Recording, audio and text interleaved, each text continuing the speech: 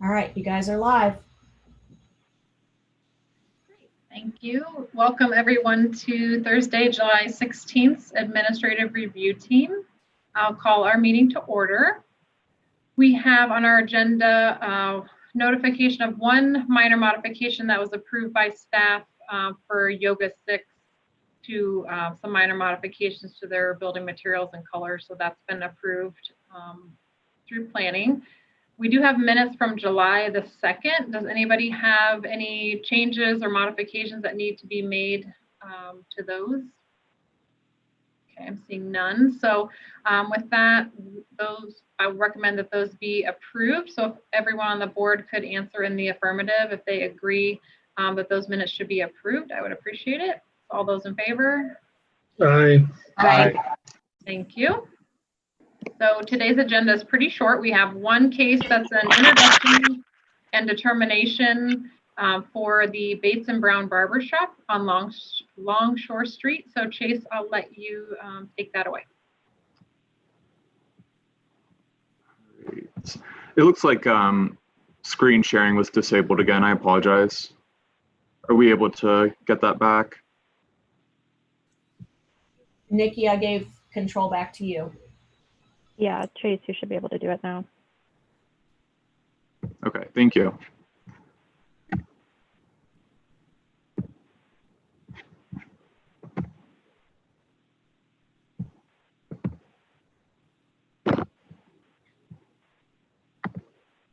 Okay, good afternoon. As was mentioned, this is a request for review and approval of a minor project review for Bates and Brown Barbershop in Bridge Park.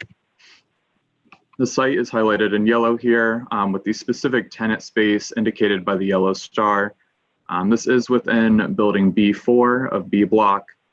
You can see it's on the east side of Longshore Street and south of Bridge Park Avenue. These are the existing conditions of the site. You can see a pretty typical aluminum storefront here, and you can see in the legend that the tenant space is centrally located on the building. This is the proposed elevation. The applicant is proposing a black aluminum storefront system with an arched double door. There are gold trim details throughout and gas lights on either side of the doorway. The applicant is also proposing a canopy overhang, which slightly encroaches the right-of-way. Staff is supportive, engineering staff is supportive of that encroachment. Per code, 60% transparency is required for first floor elevations. So this proposal actually decreases the transparency to about 56%, which requires an administrative departure. Staff is supportive of that administrative departure as it allows for this more creative, unique storefront system in Bridge Park. The applicant is also proposing low E tinted windows. It is unclear at this time whether these satisfy a code requirement. So staff is recommending that the applicant provide more details on the tinting prior to building permitting. So this is a picture of the proposed storefront. Again, you can see the double door entry, the aluminum, the black storefront, gas lights. The only thing that's a little different here, and you can't see the note called out on the plans, but those lights are actually can lights, so they're recessed into the canopy overhang. This is the proposed exterior lighting fixture. And as was mentioned, staff is supportive of an administrative departure. So this was reviewed against the administrative departure criteria, the minor project review criteria, and staff is recommending approval of the administrative departure with no conditions, as well as the minor project with one condition. That being that the applicant provide more details on those tinted windows as to ensure code compliance. I'm happy to answer any questions you all may have, and the applicant is also in attendance today. Thank you. Thank you, Chase. Is the applicant present? So could you turn your camera on just so we can see you if you're able? Is there anything, thank you. Is there anything that you all would like to add or maybe address the concerns about the windows and how you're going to meet that condition? Yes, my name's Matt. I'm with Collaborative Design, and I'm representing the owner of or the tenant that will be going in, looking to go in here. The proposed glass, I guess we're open to options for reducing or eliminating the tent. The goal is to provide as much tinting as we can with it, but still stay within what you guys permit. We had mentioned in our notes that we would like to, if we can, to have the tinting match what's on the building existing in that space right now that has been approved before, but we're not opposed to eliminating the tent altogether if that's what's required. Okay. Chase, could you maybe talk through just the code requirements and the concerns, just so that we understand what it is that we're looking from a staff perspective to be resolved, if you can? Yeah, so from a code compliance perspective, as was mentioned, 60% is required typically. With the administrative departure, that actually it's up to 10%. So that reduces the required transparency to 54%. The proposal without the tinted windows, so everything else, the storefront system and whatnot, brings it down to about 56%. So the concern there is that with the tinted windows, it is even lower than potentially 54%. Okay. Okay, so that seems clear. Does anybody have any questions about that or any other items not brought forward? Aaron, do you want to talk through the encroachment part just so we understand where you are on that?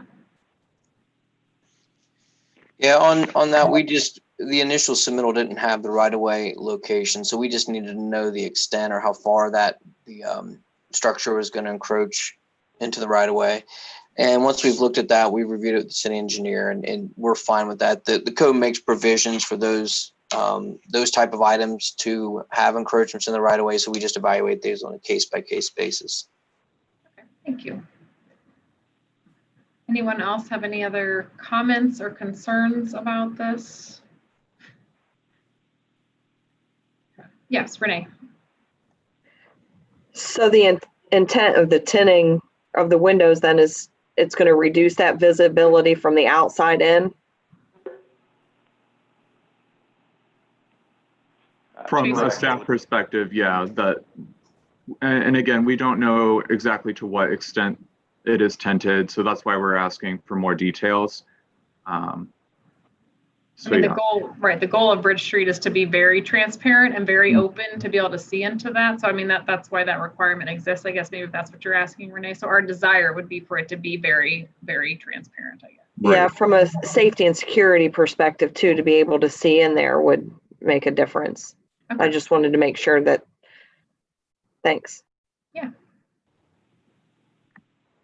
Brad or Colleen or Sean, do you have any, or Chad, anything to add? Okay. No, not from me. Okay. I appreciate the improvements. I like that it makes your storefront unique from the other ones, that it's not, a lot of the same. So appreciate the efforts on that. Okay. Well, if there's no other concerns or discussion, then we'll move forward with the recommendation on this. So before I do that, and I don't want to forget, public comment. I haven't seen any. Nikki, have you gotten any public comment related to this?